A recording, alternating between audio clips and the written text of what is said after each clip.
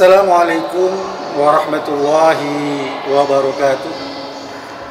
Alhamdulillah wa syukurillah wa salatu wassalamu ala rasulillah Muhammad ibn Abdillah wa ala alihi wa sahbihi wa mawala amma ba'd. Hadirin rahimakumullah, alhamdulillah kita telah memasuki bulan yang penuh dengan rahmat, taufik, maghfirah yang Allah berikan pada kita. Kita berharap semoga Ramadan kali ini kita bisa menjalankan ibadah puasa dengan kegiatan-kegiatan positif dan bernilai ibadah di mata Allah Subhanahu wa Ta'ala. Hadirin rahimakumullah, pada kesempatan kali ini kita akan membicarakan apa saja syarat-syarat dari kewajiban berpuasa, rukun, dan yang membatalkan. Puasa di dalam bahasa Arab dikenal dengan istilah as-siyam. As-siyam secara bahasa diartikan sebagai al-imsak anis syai', yaitu menahan sesuatu. Sementara menurut istilah dinyatakan bahwa as-siyam wa al-imsak 'anil aql wasyuh wa sa'iril muftirat ma'aniya min tulu'il fajri as-sadiq ila ghurubis syams.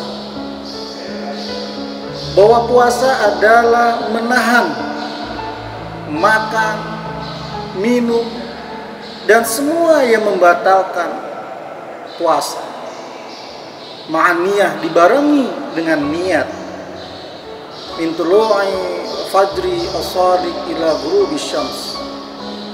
Dari terbitnya fajar shadiq sampai terbenamnya matahari.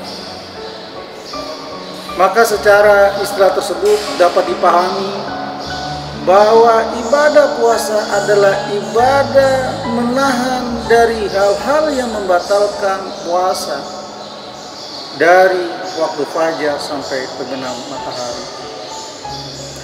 Hadirin rahimakumullah, karena itulah ada beberapa syarat yang perlu kita ketahui di dalam menjalankan puasa.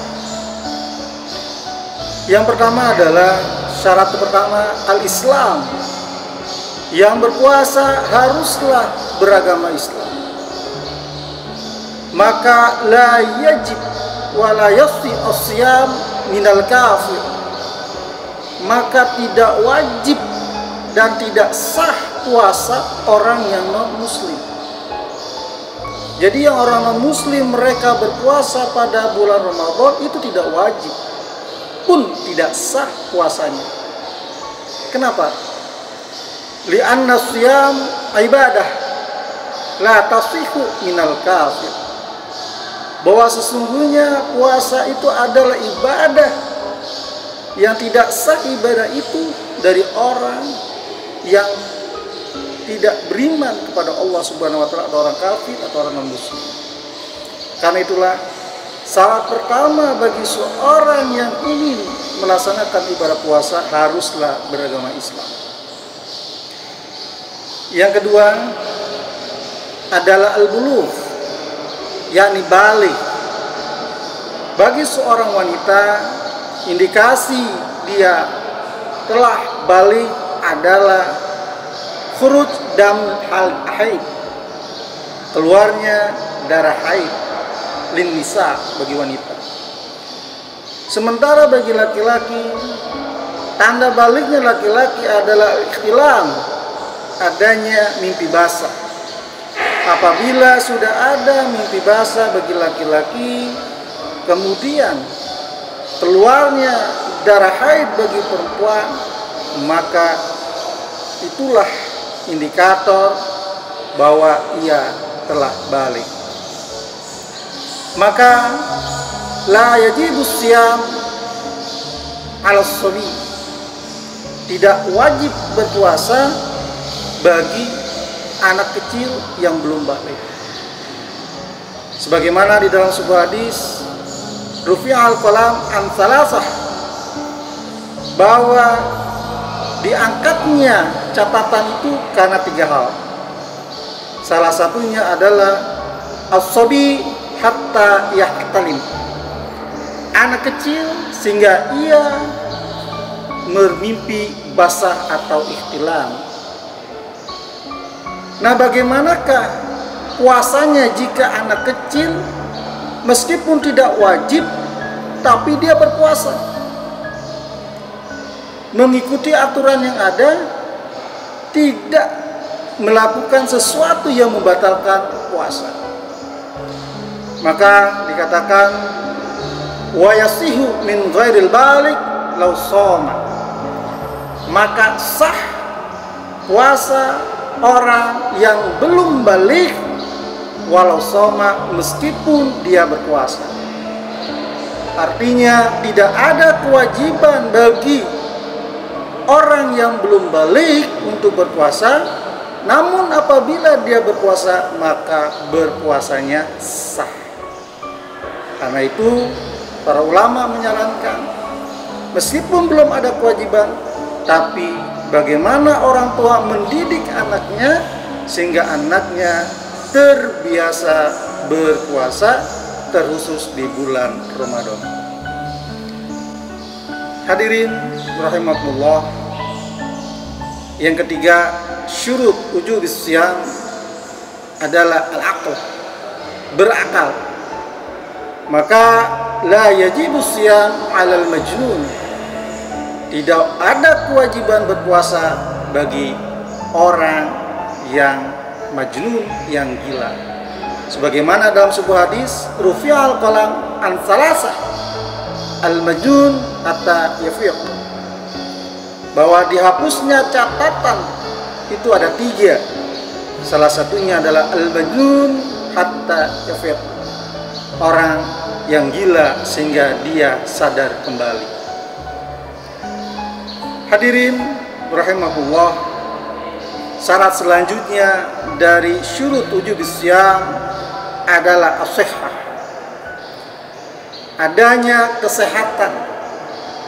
Maka la yajib 'alal marid, maka tidak ada kewajiban atas orang yang sakit. Sebagaimana di dalam Al-Qur'an, wa man kana maridun aw 'ala safarin fa 'iddatun min ayyamin ukhra. Apabila seseorang di dalam keadaan sakit atau di dalam perjalanan, fa 'iddatun min ayyamin ukhra, maka dia membayarnya pada hari-hari yang lain. Hadirin rahimakumullah, selanjutnya syurut wujubis syiyam adalah al-iqamah, dia menetap. La yajib 'alal musafir, maka tidak wajib bagi seorang musafir. Sebagaimana dalam ayat tadi, wa man kana maridan aw 'ala safarin fa 'iddatun min ayyamin ukhra. Bagi orang yang sakit kemudian dalam perjalanan, maka dia boleh tidak berpuasa, ada rukhsah di dalamnya. Tapi bagaimana seandainya orang musafir berpuasa?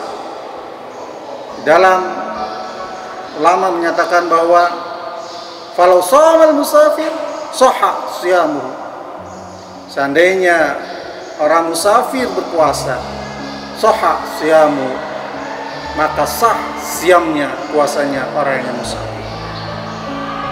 Hadirin rahimahullah, kemudian yang terakhir dari syarat wajibnya berpuasa adalah al-khulu minal haid dan nifas.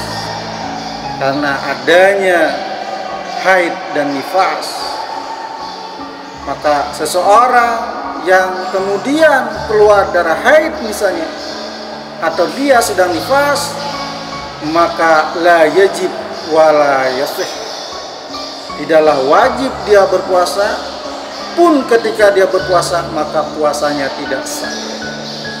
Sebagaimana Aisyah menyatakan, kana yusibuna dzalik fanu'mar biqada'is shaum wa la nu'mar biqada'is shalah. Menimpa pada kami kaum wanita haid, nifas, fanu'mar biqada'is shalah. Kami diperintahkan untuk biqada'is shaum, kami diperintahkan untuk mengqada shaum, puasa.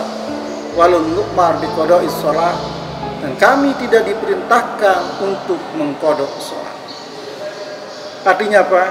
Hadirin rahimakumullah, bahwa ketika seseorang wanita keluar darah haid, maka disitulah tidak ada kewajiban dia untuk berpuasa.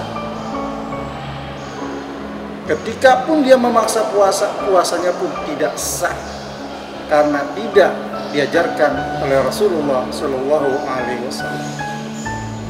Hadirin rahimakumullah, yang pertama syarat wujubis syiyam.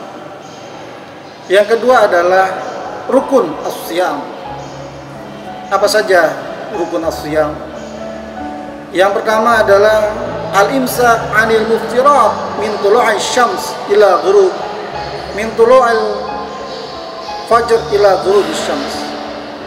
Adalah menahan dari hal-hal yang membatalkan, dari terbitnya fajar sampai terbenamnya matahari.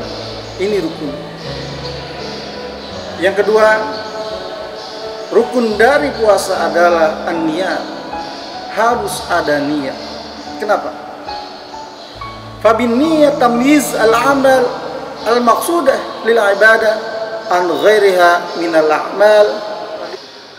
Bahwa niat adalah tamyizul amal al-maqsudah lil ibadah an ghairiha min al-a'mal.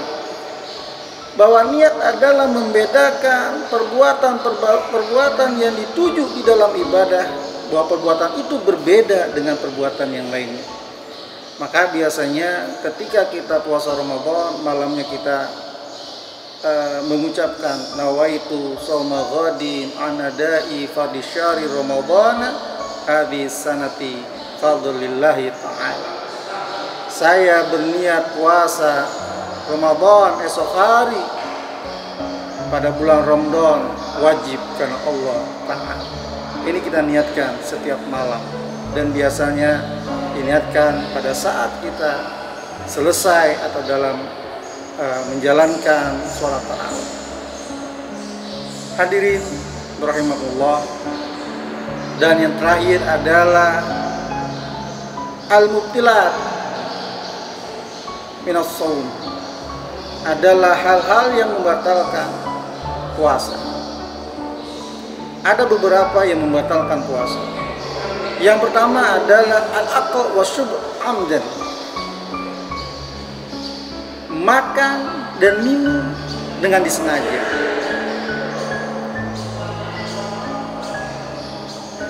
Ketika puasa kemudian makan, minum karena haus, karena lapar, disengaja, maka disitulah puasanya telah batal. Seandainya pada saat puasa kemudian makan atau minum tapi karena tidak disengaja, bi ghairil amd, tidak disengaja, maka puasanya tidak batal dan boleh dilanjutkan. Sebagaimana di dalam sebuah hadis, man nasa wa huwa shaimun fa akala aw syariba falyatimma shaumahu fa innama at'amahu Allah wa saqaha. Barang siapa yang lupa sementara dia berpuasa, dia makan, dia minum dalam keadaan lupa, falyatimma shaumahu, hendaklah dia sempurnakan puasanya, fa innama at'amahu Allah wa saqaha, sungguhnya Allah telah memberikan padanya makan dan minum. Artinya makan yang kita makan dan yang kita minum itu adalah anugerah Allah yang diberikan kita karena kita lupa. Maka lanjutkan puasanya. Yang selanjutnya adalah al-jima, berhubungan suami istri pada saat berpuasa di bulan Ramadan ini membatalkan puasa. Maka bagi orang yang melakukan hubungan suami istri, maka segera batalkan puasanya, kemudian bertaubat kepada Allah, beristighfar kepada Allah, kemudian lakukan membayar kafarat selain harus mengqadhonya. Yang pertama adalah atsqu raqabah, membebaskan budak. Kalau tidak bisa membebaskan budak, yakni shoma syahrain mutatabi'ain, dia wajib puasa 2 bulan berturut-turut. Ketika 2 bulan berturut-turut tidak bisa, maka dia wajib at'ama sittina miskinan, memberikan makan 60 orang-orang miskin. Hadirin rahimakumullah, yang selanjutnya yang membatalkan puasa adalah at-taqi amdan, muntah disengaja. Bagaimana dalam sebuah hadis, man istaqa'a amdan falyaqdi, barang siapa yang muntah disengaja, falyaqdi, maka hendaklah dia mengqadha puasanya. Artinya puasanya pada saat itu batal, dia harus mengqadha atau membayar puasa tersebut. Hadirin rahimakumullah, selanjutnya hal-hal yang membatalkan puasa adalah khurud damil haid dan nifas, keluar darah haid dan darah nifas.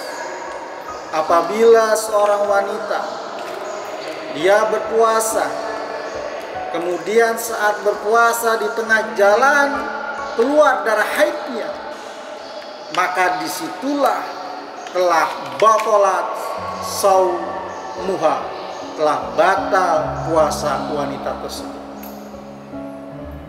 Maka ketika seorang wanita kemudian dia keluar darah haidnya atau dia nifas, maka disitulah tidak boleh berpuasa.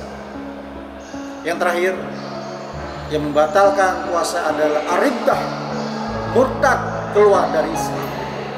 Apabila seseorang keluar dari Islam pada saat berpuasa misalnya, disitulah batala saumu, telah batal puasanya. Hadirin rahimakumullah, demikianlah beberapa hal yang perlu kita perhatikan ketika menjalankan ibadah puasa. Yang pertama, kewajiban, syarat wajibnya berpuasa. Yang kedua, rukun puasa. Dan yang ketiga, yang membatalkan puasa. Kita berharap semoga Ramadan kita kali ini Allah memberikan kemudahan kita untuk menjalankan ibadah Ramadan, ibadah puasa dengan sebaik-baiknya dan terhindar dari hal-hal yang membatalkan puasa dan mengurangi pahala puasa. Demikian, mohon maaf jika ada kekurangan. Wallahul muwaffiq ila aqwamit thoriq. Billahi taufiq wa hidayah. Wassalamualaikum warahmatullahi wabarakatuh.